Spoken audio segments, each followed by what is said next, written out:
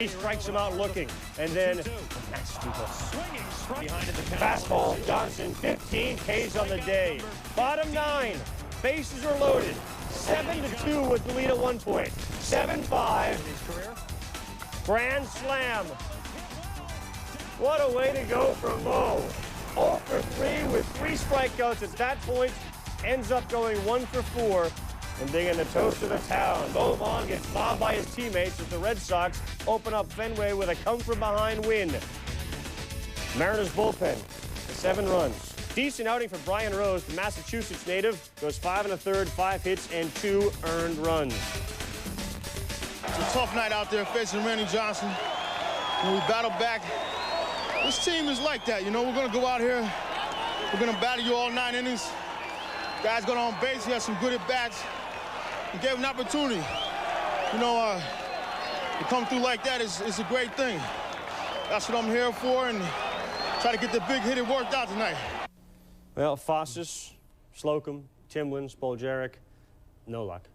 Was it the same thing if you talked about earlier last week, not throwing the ball in the outside corner? Well, we discussed that, like you said, last week. Lou Piniella talks about pitching on the outside late in the game. If a guy beats you, you want a guy to beat you to his weakness. Most guys, when they get ahead in the count, 2-0, 1-0, 3-1, are looking for a pitch on the inside half that they can sit on and drive out of the ballpark. If a guy beats you the other way, you tip your cap to him. And that's what Lou's saying. Don't pitch inside. Timlin hit a batter. Fossas was wild. And Spoljaric gave up a home run to Mo that was inside. Make them earn the home run or base hit if they're going to get it. All right, so Lou Piniella still, though, will be managing the Mariners tomorrow as far as we know. Sure.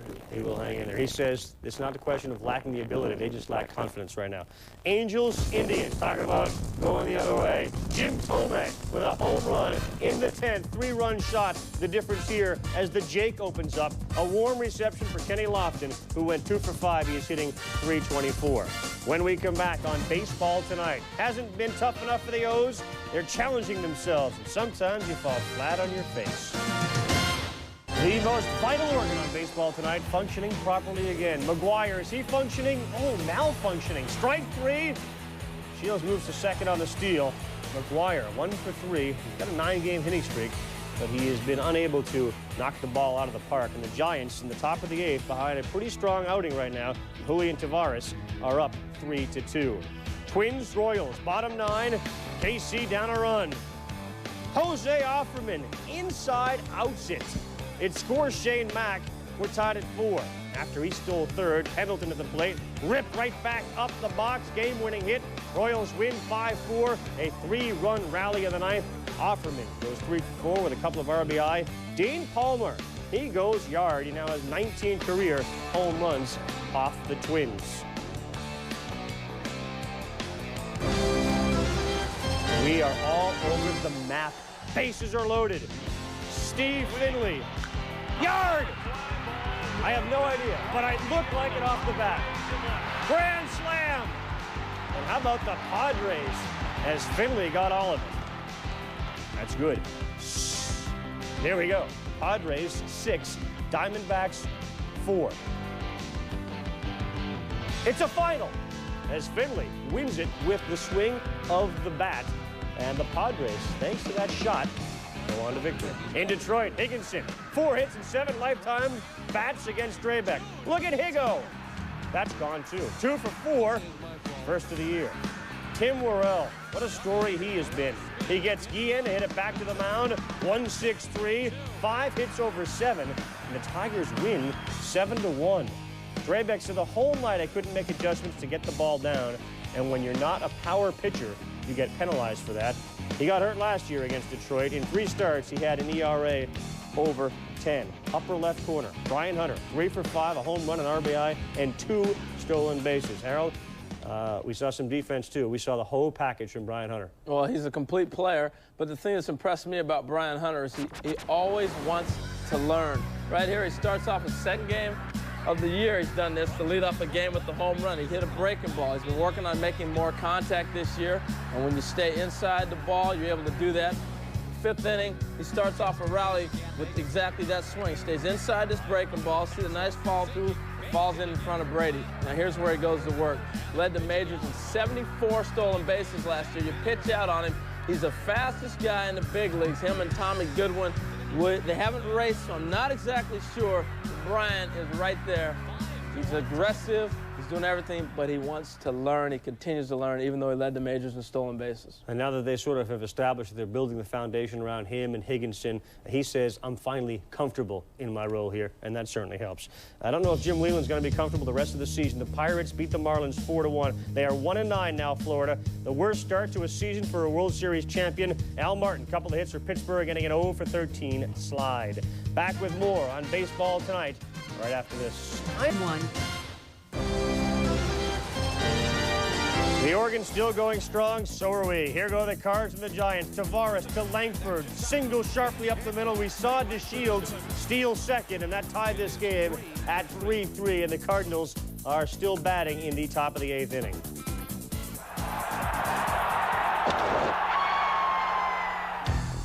Take a look at all the home runs. Tomei wins it for the Indians. Mo Vaughn wins it for the Red Sox. As you see these guys and how they left the building, 5 games have been won in the last at bat, 2 of them on grand slams. We just showed you what Steve Finley was able to do for the Padres. That does it for this edition of Baseball Tonight. For Howard Reynolds, I'm Carl Ravitch. Next Baseball Tonight, 10:30 tomorrow.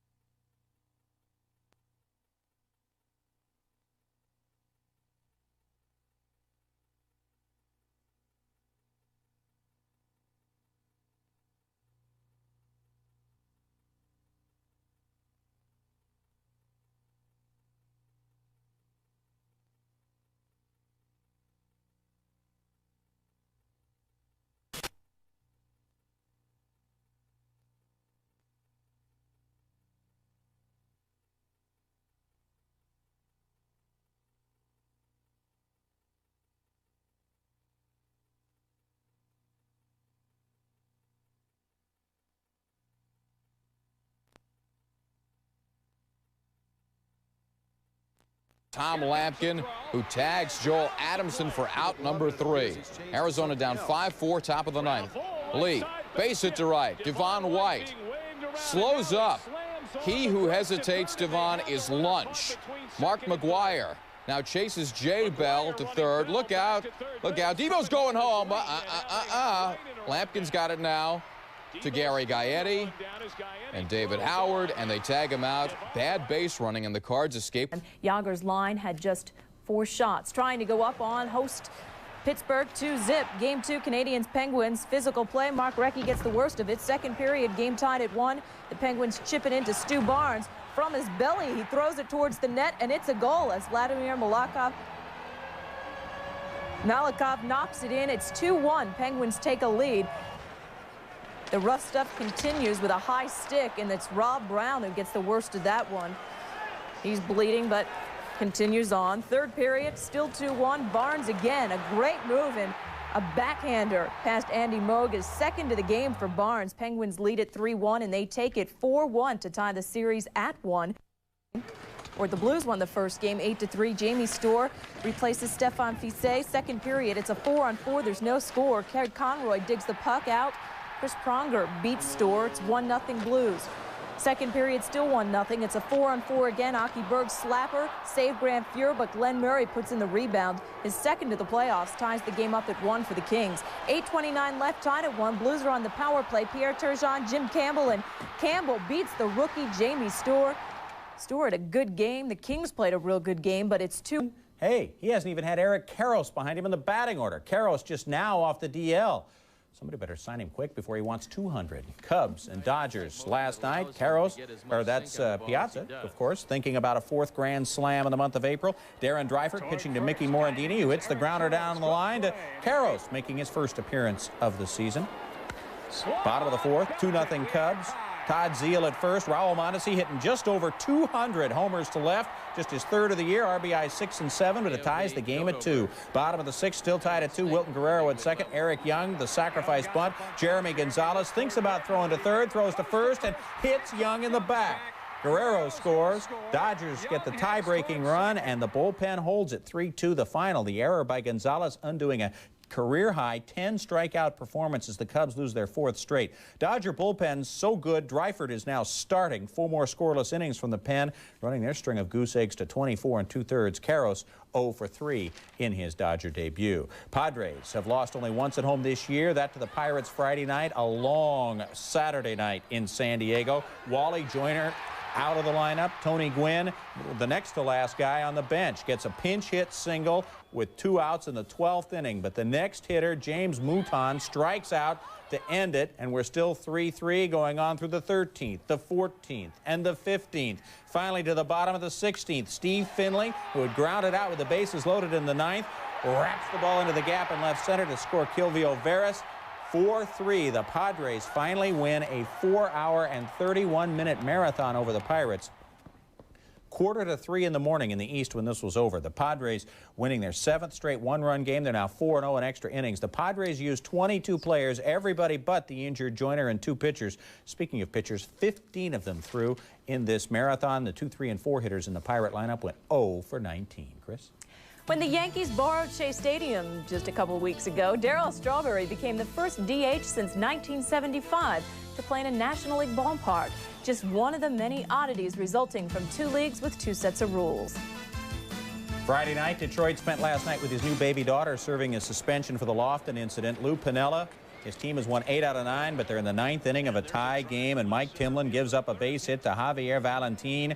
Then Pat Mears now hitting .378. It's the base hit to center field. Next up, Otis Nixon only hitting .202. Singles in, pinch runner Denny Hocking. The Twins take a 3-2 lead. Louis has seen enough of Timlin. Brings in Paul Spoljaric. Pinch hitter Alex Ochoa then singles in Pat Mears, and the Twins go up 4-2. Out comes Spoljaric. In comes Heathcliff Slocum. Bases loaded. 2 out. Ron Coomer at the plate, and he mashes it. Upper deck, one of only 10 players to hit it up there. A grand slam. The Twins score 6 in the 9th on Coomer's first Major League slam. Slocum's ERA now 21.86. Mariners have now been outscored 21-6 in the ninth inning. 21.86 is ERA. Sounds like a cheap cable bill. Even worse, long-term news for the Mariners. Jay Buhner will have his left knee scoped this week. He could miss 2 months. After getting hammered by the Royals Friday night, Rangers turn to Bobby Witt to get back on track. Top of the first, 2 on for Juan Gonzalez, who gets the base hit to left to score Tom Goodwin. 1-0 Rangers. Top of the fifth, man at third, 6-3 Rangers now. And Gonzalez again at the plate. Again, the base hit to left field, this time scoring Mark McLemore. It's 7-3 Texas. Top of the sixth, 9-5 Rangers. 2 on for Gonzo again. This time he hits it in the gap in left center for 2 bases. McLemore scores. Rusty Greer scores. 11-5 Rangers. Gonzalez 3 for 4 with 5 RBI. Bottom of the seventh, 11-8. They're still not done yet. Man at first for the Royals, Dean Palmer, who'd already hit a 3-run homer in this game with the deep shot, but Goodwin makes the great grab, the former Royal, and the Rangers hang on to an 11-8 win, bouncing back from their first back-to-back losses of the season. Gonzalez with the 5 RBI saying bluntly, it's my job to drive in runs. I concentrate a little more with runners on. He now has 29 RBI in the Rangers' 21 games, 304 in the 288 he's played in since the start of the 96 season. Oh, by the way, he's hitting 378. Bobby Witt does the 5 and dive to win his 3rd straight start. Halos looking for their 3rd straight win behind a revived Ken Hill, looking for his 4th straight of the young season. Jimmy Edmonds hitting one high and deep in the top of the first. The fans don't know where it is. Edmonds doesn't know where it is. Watch it again on the spot shadow. It hits the catwalk, falls into play for a ground rule double. Edmonds robbed of a home run. Great night for Kenny Hill. Let's get back to him. Gets Rich Becker looking in the first. In the sixth, he gets Quentin McCracken looking. Then Paul Sorrento swinging in a 3-2 pitch. The former teammates of the 95 Indians. After giving up a single in the third, Hill retired 14 of the next 15. Top of the eighth, Angels up 3-1. Cecil Fielder, 7 of his last 63, but hits this one high off the wall. A double for Fielder, 2-run score, 5-1 Angels. They go on to win 7-1. Fielder 2 for 4 with 3 runs batted in. The Angels taking their 3rd straight. Hill allowing just a run and 5 hits in 7 2/3. He lowers his ERA to 2.5. It's the first weekend loss of the season for the Rays, who began the year 6-0 on Saturday and Sunday. The hot start by Tampa now tempered, their 11-10 record matching the 69 expansion Royals. Braves looking for their 7th straight win at Turner Field against the Rockies. Top of the third, Braves up 2-1. Larry Walker has other ideas. Drives this one to the gap, scoring Mike Lansing. Ellis Burks also comes around to score, and Colorado takes its first lead of the game, 3-2. Still in the top of the third, Colorado up 5-2 now. Darryl Kyle. Pitcher struggling, but he'll take a couple of RBI. Jeff Reed, Nefi Perez score on that shot to left. Colorado goes up 7-2. To the top of the fourth, Colorado up 7-2. Ellis Burks on first. Vinny Castilla hits his 9th home run of the year. That's a 2-run shot, making it 9-2. 11-7 Rockies is the final. It's the 2nd time in a week Colorado's reached double digits against Atlanta. Colorado won just 3 of 13 games on a homestand. However, they're over 500 on the road. Go figure. It's Atlanta's 2nd loss in 11 games. Phillies looking for their 4th straight. Eric Lindros taking in the action. Top of the 7th inning, 5-0 Phillies. Matt Beach with a 1-hitter through 6, but the wheels come off in the 7th. First against Gary Gaetti into the bullpen. Gaetti's 2nd on the season. Cards on the board, 5-1. 2 outs, 2 singles later, Royce Clayton smashes a double off the wall in left center. 2 more score, and it's 5-3. Here comes St. Louis, and that's it for Beach. After an RBI single by Ray Langford, Mark McGwire steps up, still 2 out, and you know what's coming. Mike Lieberthal wants it outside. It didn't get there, and McGwire takes it outside in a mean way. His first ever at the Vet, puts the Cards up 6-5. They go on to win it 8-5. They snap a 3-game losing streak. Now do yourself a favor. If Mark McGwire comes to your town, go to batting practice. McGwire hit 20 home runs on 20 swings in batting practice at Veterans Stadium. His 10 home runs leads the majors. Up next, a friendships. Back to the ballparks. Astros Expos from Montreal, top of the 6th. Starter Javier Vazquez leaving with a 2-1 lead. Bases loaded, 2 out. Tony Eusebio with a base hit to left off Shane Bennett. Derek Bell scores, but F.P. Santangelo guns Moises Salou down to keep the score tied at 2. More good defensive work from the Expos. Top of the 8th, Billy Spires, the fly ball to short center. Here comes Rondell White, and he beats the baseball, makes the great diving catch. Top of the 9th, tied at 3. Runners at the corners with 1 out. Ugueth Urbina delivering to Craig Biggio, who hits the grounder to second.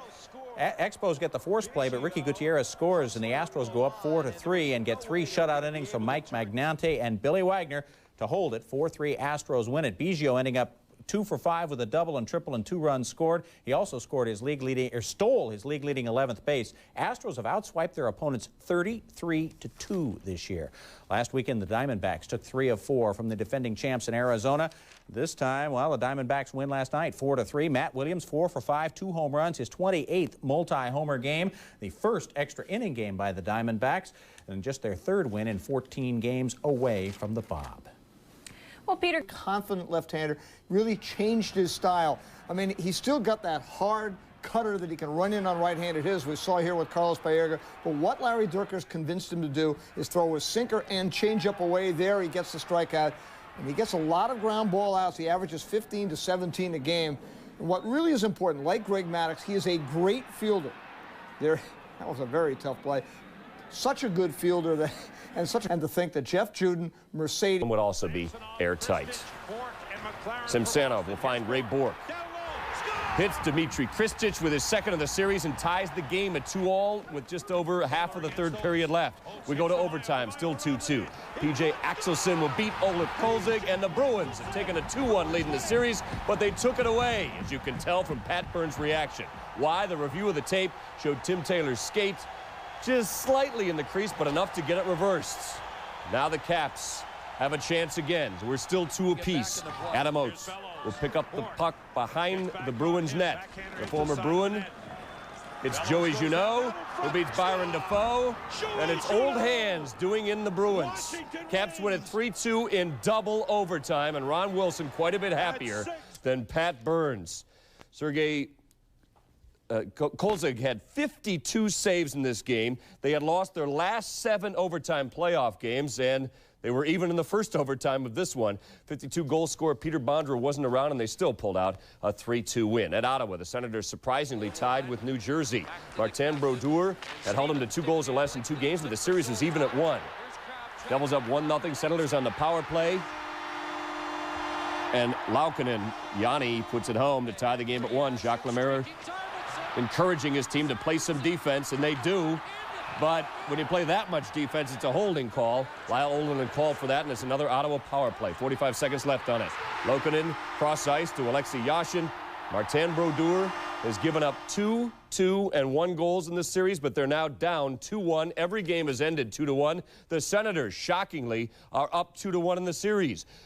Rhodes and the Senators won despite being outshot 31-23, including surviving a 12-3 deficit in shots in the 3rd period. Not only have the Senators won the past 2 in overtime, New Jersey has now lost 5 straight postseason overtime games. The Wings went 0 for 6 on the power play. They had a 2-0 lead. A little rain couldn't stop this edition of Baseball Tonight. Another day at the office for Cal as the streak moves to 25-01. Eddie Castilla goes into the National League record books, while Michael Tucker and the Braves are just mad. Aaron Seeley looks to be the Major's first 5-game winner with a little help from his friends. In San Diego, the Buccos try to put the brakes on the Pods. So let's enjoy the ride, because Baseball Tonight is next.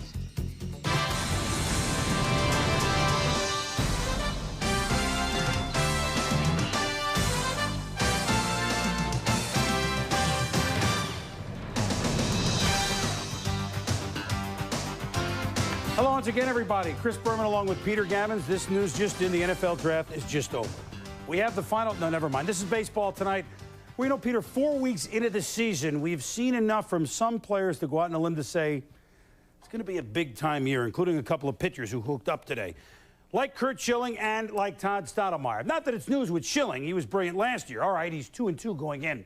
But his ERA 1.58 and his twice outdueling Greg Maddux has made him the NL pitching story of April. As for Stoudemire, always had the great stuff.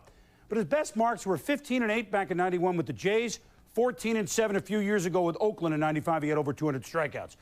Maybe '98 is his year. He's begun 3-0 for St. Louis, heading into his duel with Schilling and the Phils. But Schilling and the Phils are tough, and certainly at home. When Schilling pitches anywhere against Delano to Shields, yeah, there it is. Against Mark McGwire, fastball against fastball hitter. Schilling looking strong early, but so did Stoudemire early on. Against Rico Bronya in the second, he goes down swinging. But here's Schilling's heat. Well, and he struck him out 3 times today, all with fastballs. 3 at 94, 3 at 95, 4 at 96, 4 at 97, and 2 at 98 miles an hour. Look at that. Great hitter, great fastball. 2 at-bats, 2 Ks for Schilling against McGwire. Runners at second and third for Mike Lieberthal. Singles up the middle in the bottom of the third inning. Doug Glanville, Greg Jeffrey scores 3-0 Philadelphia. And Peter, you know, good pitching breeds good defense, doesn't it? Well, absolutely. Brian Jordan is a great double play here with Mark Lewis turning at Rico Bronya, who might just be a Gold Glove first baseman. Finally, though, a little defensive lapse. I mean, they're human. Mark Lewis's throw gets away, but really because Clayton was in the way. First error in 11 games for Philadelphia. But you bring the pitcher, you bring the batter. His battery mate, Schillings. Mike Lieberthal, back, gone. 2-run homer gives the Phillies a 5-3 lead. Same score. Here's Schilling against McGwire in the 7th. Guess what's coming? Oh, man, he challenges him with a high heat on the outside corner. Strikeout again. Then against me and Willie McGee, Curt Schilling again. And the Phillies beat the Cardinals 9-3 as Schilling 13 strikeouts. You saw the 3 Ks against McGwire, gives him 65 Ks on the year. Stoudemire gave up 5 runs in the 6th inning, suffers his first loss of the year. Desi Relaford, the shortstop, also had a home run in this game. And afterwards, Curt Schilling said, well, I got it again. No, I certainly wasn't just focused on getting Mark McGwire out. Because that wouldn't have won the game today. To get, you know, I had to pitch through a pretty tough lineup, and you know, getting a 3-run lead certainly changes the way you do a lot of things, and it was huge today to go out and get ahead of this kid. He had his fastball, I guess, especially to McGwire. I think he turned it up about 2 or 3 miles an hour to 98, but I mean, he pitched well. He had a great fastball today. Lieberthal with the extra padding in the glove, because since May 1st last year, that's 35 starts, 344 strikeouts for Schilling. 20 of the 35 starts, 10+ a game. And this is the first start all season in which he's had more than a 1-run lead. And he ups his mark to 3-2. Here we go with the Colorado Rockies at Atlanta. And you know Greg Maddux is going to mow them down because he always does. He's Greg Maddux. He's good. And well, wait a minute. Vinny Castilla with a couple aboard in the first inning. It's a gapper. Larry Walker scores. Dante Bichette dumps around to the plate, and the Rockies score 4 in the first inning. More on that in a moment. So it's still 4-0 in the third inning. Boom! Hanging with a man on to Castilla. Back. Gone. His 10th of the year, 6-0. Colorado and Maddux gone after 5 innings. But when Andrew Jones hits this space shot off Jamie Wright, it's a 6-5 lead, and Colorado had a 6-run lead. Now it's only a 1-run lead. And then, well, Galarraga knows what he's doing at first. Well, not only is Andres a tremendous offensive force, but he is one of the great defensive first basemen. Look how far he's stretched on. Kept them in the game with that, but not quite enough. 7-5 game. And Bobby Jones, who's been important, Peter, strikes out Michael Tucker, and the Rockies beat the Braves 7-6, the first time in 217 starts. You got to go back to June of '91 when he was a Cub that Maddux gave up 4 or more earned runs in the first inning. And Castilla had the 2 home runs, which gives him 11. That ties the National League mark through April, and he's got a few days to go. Bonds, Sheffield, Larry Walker, Willie Stargell, Mike Schmidt, now Castilla, all with 11. He has 32 RBIs. So afterwards, certainly a subpar performance for Greg Maddux. He spoke about it. I made some mistakes, and they didn't miss it, pretty much. Got the ball up. You know, I walked Larry, hung the slider to the leadoff guy, Lansing. He hit it, didn't miss it. Walked Walker. Got the ball up. Actually made a good pitch to Bichette. Got the ball up to Vinny. He didn't miss it. You know, and that was it, really. I mean, every mistake I made, they hit. Well, it's nice to know every now and then he's human. Here's some big numbers on a game that you figure with Greg Maddux pitching, you wouldn't have so many of these numbers. And Klesko struggling today with an 0 for 4. But let's talk about pitching, Peter, after you pitch in Colorado, which Maddux did the last time. I can't say that's exactly what happened in the first inning, but can it be a problem? Well, it is a problem. A lot of pitchers will tell you, you put so much effort into your breaking ball and trying to overcome both psychological, the way the ball jumps, and your breaking ball, that you get killed. Maddux, 5 times he's pitched in Colorado in the last 4 years. His next start, his ERA is .394 compared to .230 in all the other starts. And today, you know, he just missed there. Hung the ball there a little bit to the last. He didn't have his normal bite. A couple of pitches he just missed on, a little bad luck. I mean, that looked like a strike to me, but, you know, I'm not umpiring. There, foul tip. Javi Lopez most days holds on to that. Just a bad break. Just misses there. Just misses on that pitch. He just didn't quite have the command. And, of course, then he gets the ball up, hanging slider, and Vinny Castilla drives it. If you go back, this is the last time he allowed 4 runs in the first inning. 1991. How great is this guy? There's a ball. Sean Dunston, normally a great shortstop, doesn't come up with a ground ball just out of the reach of Ryan Sandberg. Hey, I mean, the man is human, but there's no question that there is an after effect. I mean, almost 2 runs a game. Or Doug Drabek. Here we go. Orioles have fallen on some hard times here, and Ray Miller, look at this. He's going to try anything to get him going. Against Candiati, he has different moves. Orioles up 2-0, bottom of the first, bases loaded. See how Ripken accidentally taps the pitch toward Jason Giambi. Look at this. What, McHale? Harold Growing-Baines scores, and the Orioles lead 3-0. Then Cal in the field. Snares, Kevin Sing-along with Mitchell's line drive. Next batter up, Jason Giambi. Fried out Giambi to right field. Dave Magadan scores. Ben Goodgrieve scores, and now Oakland down 3-0 is up 5-4. The bullpen's been their strength, but not today, Peter. Well, it's just because it's been drawn out too much. Their starting pitchers have been so bad over their last 11 starts. They've only pitched 45 innings in that time. Finally, things are going to fall through. Alan Mills hasn't allowed a run all year. Boy, he struggled with his command. And then Ricky Henderson still really played. Grand slam home run, put the game out of hand. Ricky's first home run in his 3rd tour of duty with the A's, if you can follow that.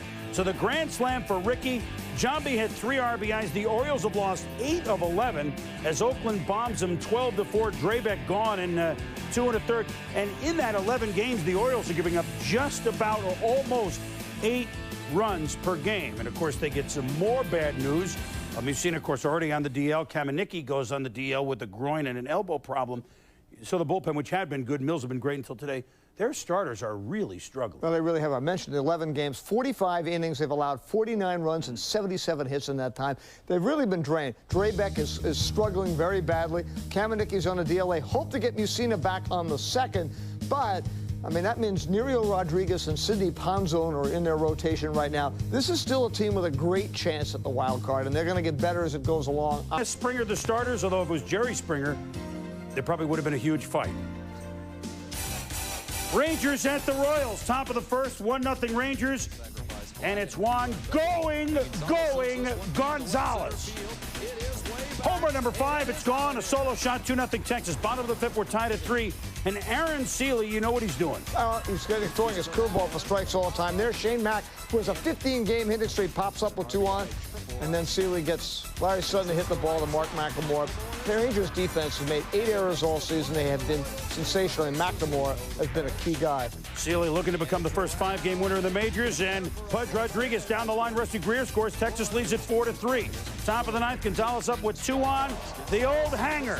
And he hits more home runs to dead center field than anybody in the bigs right now. Gone.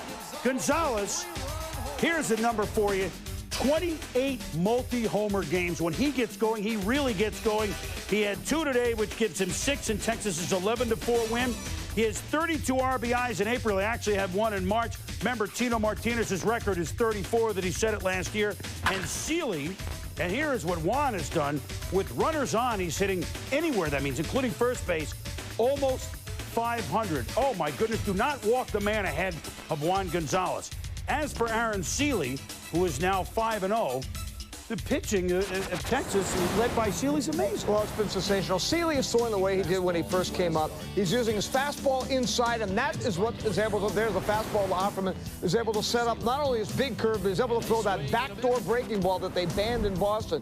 Then Rick Helling, who's come back, learned to change speeds a little bit, worked inside there. He got his breaking ball, and he throws high fastballs. He throws them 86 miles an hour, and guys miss them. And there he gets the breaking ball. Seeley, Helling, Bobby Witt, 11-0 between them. And Bobby's throwing only about 87 miles an hour now, but he has got such a huge heart. He battles all the time. Those three guys, Darren Oliver and Burkett, are supposed to be. Reds beat the Mets 2-0. May all of us be that strong. On Sunday, the Reds and the Mets were rained out, and that'll get made up a little bit later on as part of a doubleheader, May 19th. So the Reds come to the Mets very quickly again. When baseball tonight continues, it began as a pitcher's duel at the stick until the Giants and Brewers sticks got involved. They got involved in the middle innings, and boy, were they involved late. They got to wear shades. San Diego was 17-5 going into today's matinee at the Murph against Pittsburgh. Early on, Jason Kendall, the Pirate catcher, down to third base. Steve Dorsal, Finley tries for the extra base. Doesn't slide. Oh, he can't get back to the bag. Doug Peopler-Strange makes the tag. The next batter would have scored Finley. Padres struggling against John Fat Lieber. He gets Caminiti to go down here. Lieber had 8 Ks in the game. Top of the 7th, no scores. No Guillen facing Kevin Brown. Caminiti cannot come up with the bare-hander. He's one of the best there. Obviously would lead to a Pirate run. 1-0 still in the 7th inning. And here's a wild one. Wild pitch to Kevin. Roll out the barrel, Polkovich. Carlos Hernandez tries to flip it to Kevin Brown. Out, says Jerry Crawford, but now he sees, whoa, the ball did not get in Brown's glove. He reversed the call. That opened the floodgates as Lieber wins for the first time this year as they beat Kevin Brown, who gave up 10 hits in 8 innings pitched, 42,000 in San Diego. But the Pirates win it 6-0, and the Padres have been so hot that Kevin Williams, their 33-year-old minor leaguer, had 4 home runs in a game for Las Vegas on Wednesday. So they've got help down at the farm. Elsewhere, Twins-Mariners, top of the 7th. Jamie Moyer against Marty Cordova with the Corinthian ladder. Cordova with the base hit up the middle. Ken Griffey's going to come up throwing to try and get Terry Grates of Brant Steinbach. No good for Junior, no good for the Mariners. In a pitcher's duel, the Twins win it by the count of 2-0 as Brad Radke went the first 6 1/3, gave up 5 hits, and of course, with the shutout, Moyer, complete game 5 hitter for the loss. Well, Moyer's been shut out twice now. Very tough luck. Astros at the Expos. Trey Moore on the mound didn't get much help from his defense, the understatement of the year. Mike Hubbard throw Jose Vidro, Watt, Nolo Contandre. Shane Andrews, Sacre Bleu de Trois-Rivières. Shane Andrews, Brad Fulmer, Sacre Bleu de Nouveau. Moise Alou against his dad had 5 ribbies on Friday night. He had 5 ribbies on Sunday afternoon. 3-run shot. And then... well, they're bringing a new infield. Mike Mordecai can't pick up a ground ball. Scott Livingstone throw goes by Jose Vidro. 5 errors on the day. Oh, my goodness. The Astros, 2 touchdowns and a rouge, beat the Expos by the count of 15-0. It's an interim start for Sean Bergman, who's trying to earn a place in a rotation. They may get Pete Shurek and Chris Holt back within about a month, so it'll be very important to them. When we return on Baseball Tonight, we told you it was wild. It had a little bit of everything. Brewer. Baseball Tonight rolls on from the stick. Jeff Juden, perfect on the air. And the Brewers, boy, they're front runners in the NL Central. Runners at the corners. Jose Valentin, a drive to center field. Stan Javier is going back. Runs out of room. 3-run home run, and the Brewers score 6 runs batting around in the 3rd. But in the bottom of the 3rd, with the bases loaded for the Giants, boom! Barry U.S. Bonds just hits the top of the wall, and it's gone. It's a 6-4 game. Bottom of the 6th. After Marvin Bernard homered earlier, Juden throws way behind Bernard. Bernard gives him the stare. He gives up about a foot, by the way. It's 5'8" to about 6'8". Both benches come out. Nothing happened. So the bottom of the 9th, it's a 7-6 game. Milwaukee. 1 out, dug along came Jones. Stan Javier waits on the off-speed pitch to center. It's back. Gone! time. We're tied at 7. Still bottom of the 9th now. 2 outs, 7-7. Boom! Charlie Isaac Hayes gives the Brewers the shaft. Home run, 2 homers in the 9th. And the Giants, after losing on Friday night, win a pair of 1-run games on Saturday and Sunday as the Giants win it by the count of 8-7 in exciting fashion after spotting the Brewers a 6-run lead. Another exciting game down the coast in L.A., Cubs and Dodgers. Billy Russell hoping to see some good sights through the shades. Cubs up 3-2 to bottom of the 6th. Vizcaíno with the single. Eric Charismatic scores. Matt Luke gets caught at third to end the inning, though. Bottom of the 10th tied at 3. Runners at second and third with 2 outs. Todd Zeal can win it, but no. Rod Beck, shooter, shoots him down.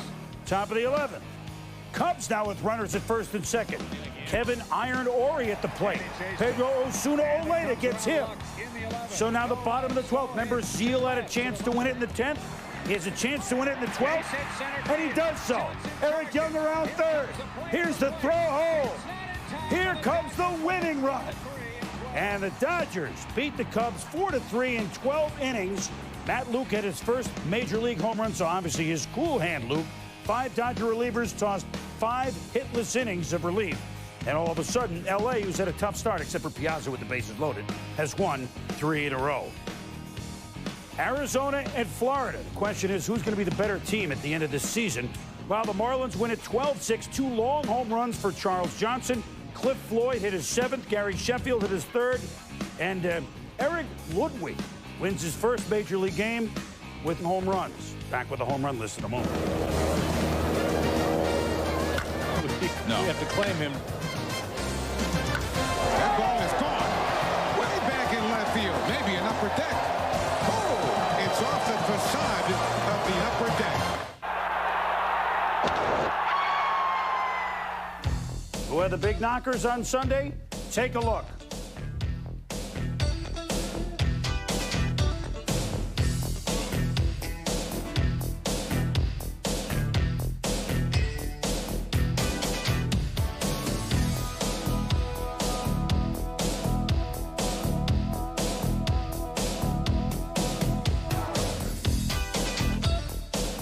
Few days left in April, we could see home run and RBI records fall again. Well, another thing, you know, you talk about the Seattle-Texas matchup. Seattle is mostly left-handed pitching. Texas hitting. Here in St. Petersburg, an indoor ballpark, and for the first time in more than 30 years, you've got an artificial turf surface with the dirt where dirt is supposed